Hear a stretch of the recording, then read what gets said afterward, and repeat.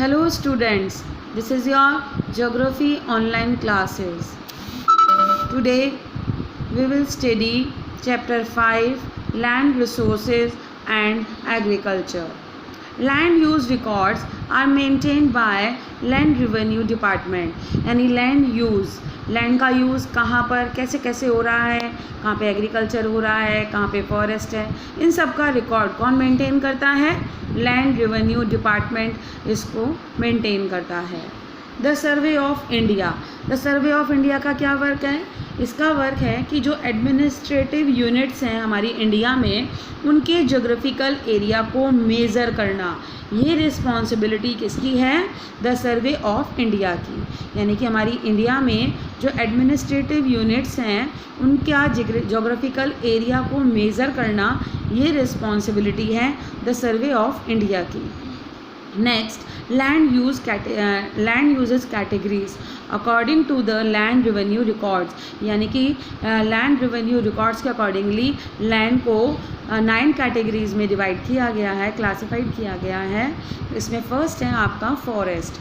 Forest की अगर हम बात करते हैं तो सबसे पहले हमें इसमें 2 वर्ड्स हैं, फॉरेस्ट कवर और फॉरेस्ट। इन दोनों में डिफरेंस को समझना पड़ेगा। What is forest cover?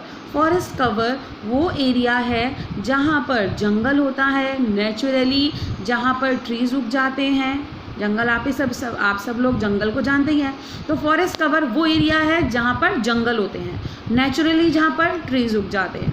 और फॉरेस्ट एरिया वो एरिया है जहाँ पर जंगल तो है ही, लेकिन उसमें वो एरिया भी शामिल है जिसको गवर्नमेंट ने कह दिया है कि वो फॉरेस्ट एरिया में आएगा, चाहे वहाँ पे जंगल हो या ना हो।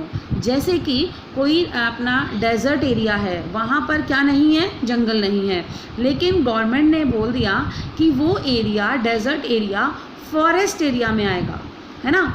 तो वो area desert area forest area में तो आ गया, लेकिन वो फॉरेस्ट कवर में नहीं आएगा क्योंकि वहाँ पर जंगल नहीं है और ट्रीज़ भी नहीं है। तो इन दोनों में डिफरेंस समझ में आ गया बेटा?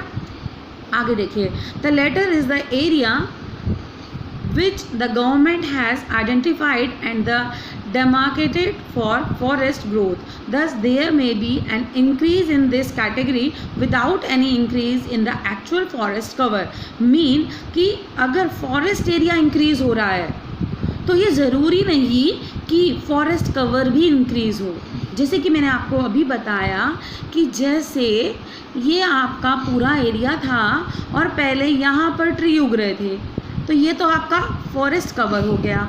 लेकिन ये कौन सा एरिया है? गवर्नमेंट ने कह दिया कि ये फॉरेस्ट एरिया में आएगा और ये डेजर्टेड एरिया है। वैसे कैसे एरिया है? ये डेजर्ट एरिया है। तो इस डेजर्ट एरिया को गवर्नमेंट ने कहा कि ये फॉरेस्ट एरिया में आएगा। तो अब फॉरेस्ट एरिया में देखो कौन कौन सा आ गया? फॉरेस्ट कवर भी आ गया और डेजर्ट एरिया भी आ गया, यानी ये दोनों आपके फॉरेस्ट एरिया में आ गए। बट अगर मैं आपसे कहूँ कि इन दोनों में फॉरेस्ट कवर कौन सा है? फॉरेस्ट कवर तो ओनली यही है। ओके, तो ये ज़रूरी नहीं कि फॉरेस्ट एरिया अगर आपका बढ़ता है तो फॉरेस्ट कवर भी बढ़े, ये ज़रूरी नहीं है।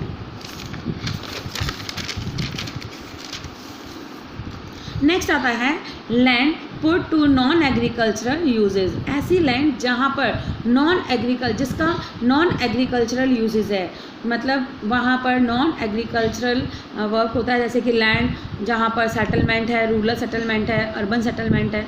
रूरल सेटलमेंट का मतलब होता है ग्रामीण और अर्बन का मतलब होता है शहरी। और सेटलमेंट का मतलब होता है कि वहाँ पर जो घर बनाए हुए हैं उनको घर बनाने का पैटर्न क्या है वो हम आगे पढ़ेंगे।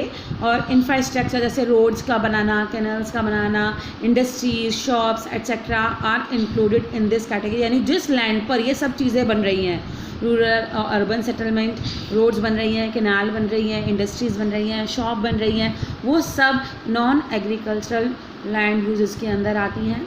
और जैसे जैसे हमारी पॉपुलेशन बढ़ रही है वैसे वैसे हमारी सेकेंडरी और टर्शरी एक्टिविटीज़ भी हैं, ये भी बढ़ रही हैं। और इसी कारण से इसका जो है आपका नॉन एग्रीकल्चरल लैंड यूजेस जो हैं ये बहुत ज़्यादा बढ़ रहा है।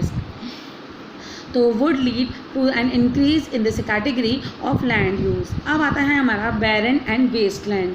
देखिए बैरन Hilly terrain, desert lands, ravines etc. normally cannot be bought under cultivation. यानी कि ऐसी लैंड जहाँ पर कल्टीवेशन नहीं हो सकता विद द अवेलेबल टेक्नोलॉजी, जो भी टेक्नोलॉजी अवेलेबल है हम उससे वहाँ पर क्या नहीं कर सकते, कल्टीवेशन नहीं कर सकते। यानी कि ये लैंड सुटेबल नहीं है किसके लिए, एग्रीकल्चरल के लिए।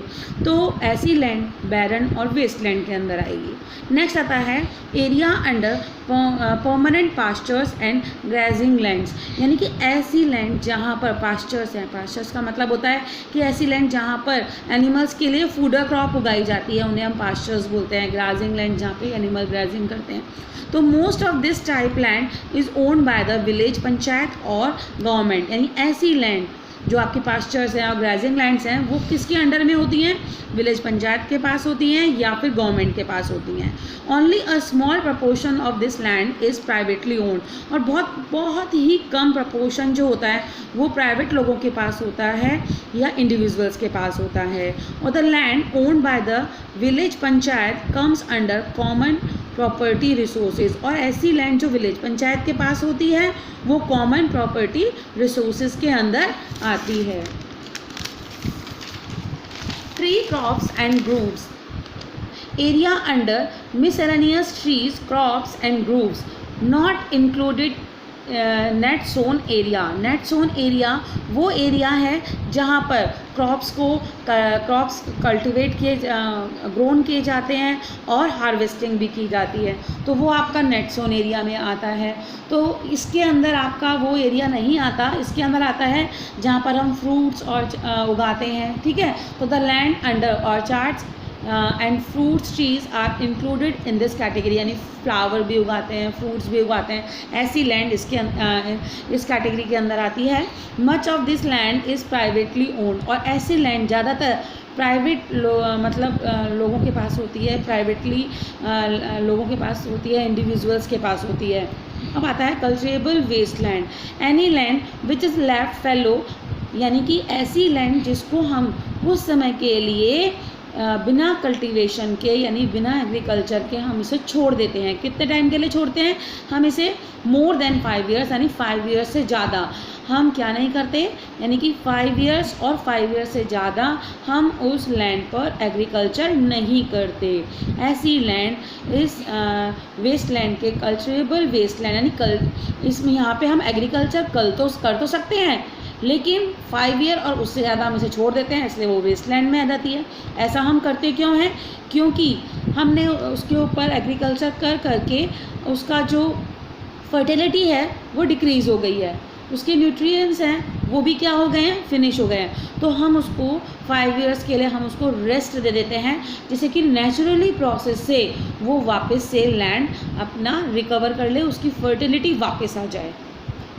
Current fallow. This is the land which is left without cultivation for 1 or less than 1 agriculture year। यानी इसके अंदर ऐसी लैंड आती है जहाँ पर कल्टीवेशन के लिए हमने उसको छोड़ दिया। यहाँ पे हम मतलब कल्टीवेशन नहीं कर रहे हैं, कितने समय के लिए नहीं कर रहे हैं, 1 एग्रीकल्चरल ईयर और लेस देन 1 एग्रीकल्चरल ईयर, ठीक है ना, 1 और लेस देन 1 एग्रीकल्चर ईयर यानी 1 साल या 1 साल से कम हम वहाँ पर एग्रीकल्चर नहीं कर रहे हैं। नहीं करने का रीज़न वही है कि उसके अंदर नेचुरली जो प्रोसेस से फर्टिलिटी वापस से रिकवर हो जाए उसकी। नेक्स्ट आता है आपका fellow other than current fellow. This is also a cultivable land. यानी कि यहाँ पर भी कल्टिवेशन हो सकता है विच is left uncultivated for more than a year but less than 5 year. यानी कि इस लैंड पर हम 1 साल से ज़्यादा और 5 ईयर्स से कम हम वहाँ पर क्या नहीं करते, कल्टिवेशन नहीं करते हैं। यानी 1 से लेके 5 ईयर तक, है ना, 5 ईयर से ज़्यादा और 1 ईयर से ज़्यादा और 5 ईयर से कम हम वहाँ पर क्या नहीं करते, एग्रीकल्चर नहीं करते। तो ऐसी लैंड आपकी fellow other than current fellow के अंदर आती है।